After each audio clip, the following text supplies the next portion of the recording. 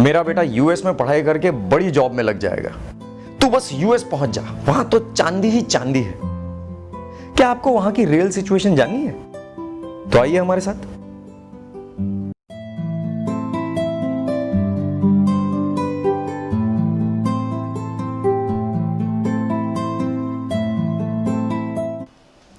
नमस्कार, ज्योत संस्था आपका स्वागत करती है।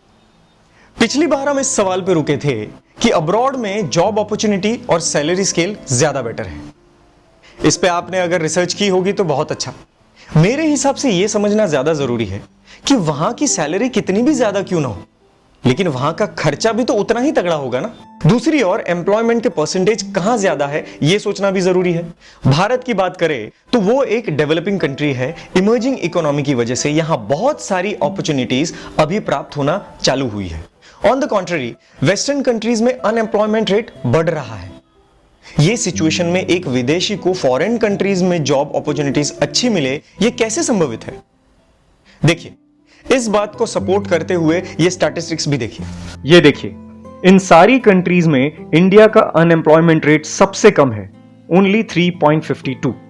ये सारे स्टैटिस्टिक्स तो जनरल अनएम्प्लॉयमेंट रेट के हैं, लेकिन स्पेसिफिकली इंडियन की क्या हालत है वो शायद कम लोगों को मालूम है। ट्रंप सरकार को इंडियंस की बढ़ती हुई संख्या चिंताजनक लग रही है। Big breaking news coming in. US President Donald Trump has temporarily suspended new work visas and barred hundreds of thousands of foreigners from seeking employment in the country, preserving jobs for American citizens. America के राष्ट्रपति Donald Trump ने H-1B visa निलंबित करने की घोषणा की है। इससे भारत समेत दुनिया के IT प्रोफेशनल्स को बड़ा झटका लगा है। वहीं ट्रंप सरकार के इस फैसले को गूगल के CEO सुंदर पिचाई ने गलत बताया है। उन्होंने ट्विटर पर एक ट्वीट के जरिए कहा कि इमिग्रेशन की वजह से अमेरिका को इतना फायदा हुआ है, इसकी वजह से वह ग्लोबल टेक लीडर बना है। साथ ही पिचाई ने लिखा कि वह आज के ऑर्डर से निराश हैं। Trump's decision of restricting work visas will badly affect the Indian workers. Alice Wells, retired Principal Deputy Assistant Secretary of State for South and Central Asian Affairs, opposed the move. Alice Wells said H-1B visa program attracted brightest professionals from foreign countries. She said H-1B visa program made the United States more successful and resilient. Alice Wells further added that tapping foreign talent is the strength of US, not a weakness. जो थोड़ी बहुत भी job Indians occupy कर रहे हैं वो उनको चुभ रहा है। इसलिए ट्रंप सरकार ऐसी पॉलिसीज बना रही है कि इंडियंस को वहां टिकना मुश्किल हो जाए। वहां इंडियन के लिए ऐसे रिस्ट्रिक्शंस बनाए जा रहे हैं कि एम्प्लॉयर को यदि इंडियन एम्प्लॉय हायर करना हो तो वहां उनको कोई अमेरिकन एम्प्लॉय नहीं मिल रहा है। वो अच्छी तरह से प्रूव करना पड़ता है। यदि अमेरिकन एम्प्लॉय मिल रहा है तो कोई संयोग में इंडियन को जॉब पर रखने की मंजूरी नहीं दी जाती। अब नहीं ही मिल रहा तो गवर्नमेंट की मेहरबानी से वो इंडियन को थोड़े टाइम के लिए जॉब पर रख सकते हैं।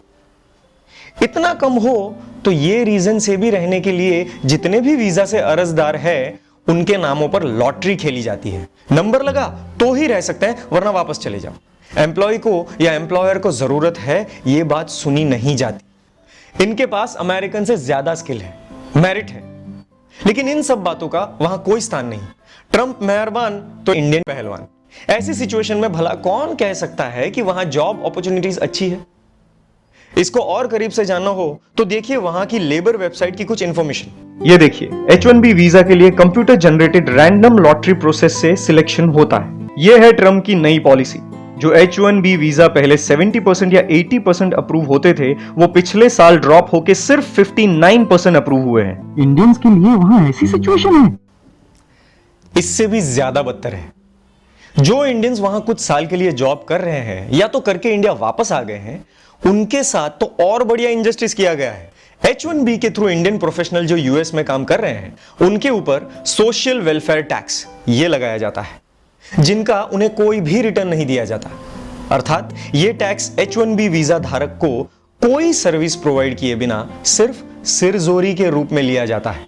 इस सिलसिले में पिछले 10 साल के H-1B वीजा धारक इंडियंस के पास से जो जमा किए हुए 25 बिलियन US डॉलर यानी कि 1.5 लाख करोड़ से 1.25 लाख करोड़ रुपए यूएस ने रिटर्न नहीं किए हैं। इंडियन गवर्नमेंट ने वो पैसे वापस लाने के लिए ट्रीटी ऑफ टोटलिटी करने की कोशिश भी की, तो यूएस ने उसको एक्सेप्ट ही नहीं किया। ये ट्रीटी ऑफ टोटलिटी यूएसए ने दूसरे 27 देशों के साथ साइन की है, पर इंडिया के साथ बार बार कहने पर भी नहीं की। ऐसे एटीट्यूड से आपको अंदाजा आ गया होगा कि जिन कंट्रीज को अपने घर में घुस के जगह लेने वाले इंडियंस चाहिए ही नहीं, अपनी मजबूरी या जरूरत के कारण किसी किसी को लाने पड़ते हैं, तो उनके साथ दादागिरी ही करते रहते हैं ये लोग। वहां अच्छी जॉब अपॉर्चुनिटी कहना सिर्फ अपने दिमाग का प्रदर्शन करना ही है। तो अब तक इन सारे इंटरैक्टिव सेशन में इंडिया और अब्रॉड के एक्सपोजर और जॉब अपॉर्चुनिटीज के बहुत सारे फैसेट्स बताए। मैं आशा रखता हूं कि आप सब भी इस डायरेक्शन में न्यूट्रल विचार करके अपने दृष्टिकोण में सुधार लाएंगे। इन सारे वीडियोस को अगर आप साथ में देखेंगे तो आपको सवालों के जवाब तुरंत मिलेंगे और इन सारे मुद्दों को आसानी से समझने में लाभ भी होगा। अगर आपको कुछ जच नहीं रहा तो न्यूट्रल माइंड से दोबारा एक बार देखिए। फिर भी नहीं बैठ रहा तो नीचे कमेंट सेक्शन में कमेंट कीजिए, और जो डिस्क्रिप्शन सेक्शन में लिंक्स दी गई है उनके जरिए आप फैक्ट्स को रिकन्फर्म कर सकेंगे।